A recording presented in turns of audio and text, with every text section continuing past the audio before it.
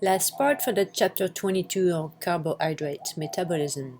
So we're looking at what happens when we don't have glucose available. Well, fats are our largest energy reserve. They contain about 2.5 times the amount of energy that you have in carbohydrate and protein.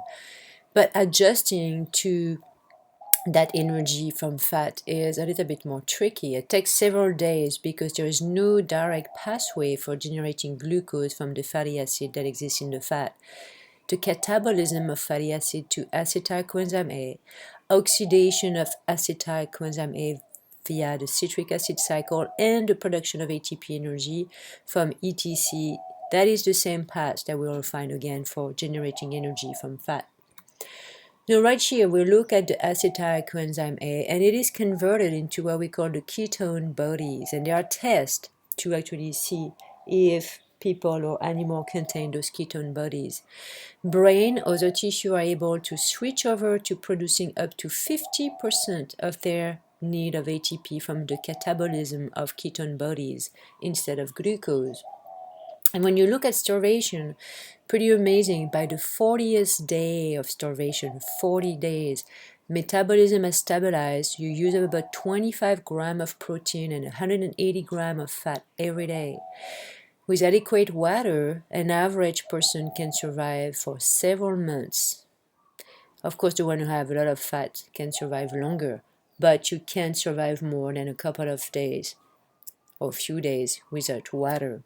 So please review that very good diagram looking at hours of starvation from 0 to 12, 24 hours, which is what's going to happen, and relative changes. So all those curves have been increased so people see them better. Recognize insulin and glucagon, so they're exactly going opposite in terms of their amount, the concentration that exists, because they are antagonistic. Look at the amount of free fatty acid, the drop of blood glucose as you start to fast, built up of ketone bodies, and of course the glycogen in the liver that eventually will be used and kind of going down. So glycogen is the storage form of the glucose. Animals, we call that glycogen, and then the storage of the sugar glucose for plants is going to be starch. We talked about it briefly earlier. No, the making of that storage of glucose, so storage of glucose is called glycogen. The synthesis is going to be called glycogenesis. Genesis is to make the glycogen. That is when you have glucose concentration that are very high, so you need to store it. Okay, so begins with glucose 6-phosphate and occurs via 3 steps. No, the opposite, glycogenolysis, so glycogenolysis. So glycogen is the storage, lysis is to cut.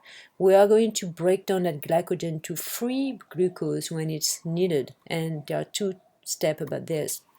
In fact, glucose is so important for the production of energy that you have 2 pathways involved in the synthesis of glucose from non-carbohydrates. So you can make, which is kind of weird in a way, you can make a sugar starting with non-sugar molecules. So which one are those? Where we're going to look at either proteins or fats.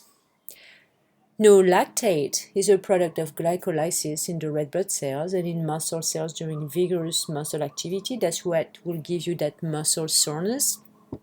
And lactate is also absorbed from the blood and converted to pyruvate, which is first step of the gluconeogenesis. New glucose synthesized in the liver is then returned to the muscle. And this is a really cool diagram that shows you when we need energy, when we have energy, well, how can we get that energy? And it goes from either glucose, and you have here in the muscle cell, glucose, glycolysis, release energy, it goes to pyruvate, eventually lactate that can actually go back into here, that's the liver cell, lactate goes to pyruvate, you need energy to make new glucose, so gluconeogenesis, which is the one that is stored eventually in the liver cell. And finally, review and understand very well that concept map. I think it really helps students to get thoughts organized better into their mind and memorize things better.